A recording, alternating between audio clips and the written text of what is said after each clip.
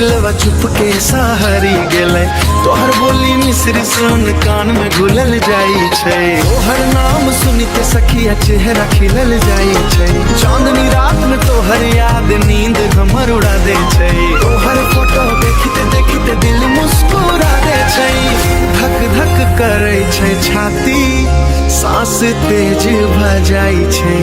तोरा नजदीक पाबिते दुनिया रुकी जाई छै।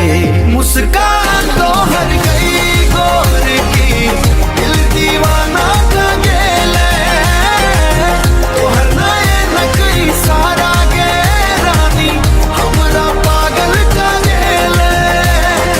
ओ गोरकी रे तोहर प्रेम में खो गेलो, धक धक करे छै दिलवा तोहर नाम लिखी देलो। तोहर संग चलबाक चाहत जीवन भरी रहे, हाथ में हाथ तोहर रहे बस एक दे मन कहते। सुख दुख जे आवे जीवन में संग संग पार करब, तोहर आँखी में आंसू आयल अपन हंसी से भरब। तोहर बिना ही जिंदगी हमर अधूरा अधूरा लागे छै।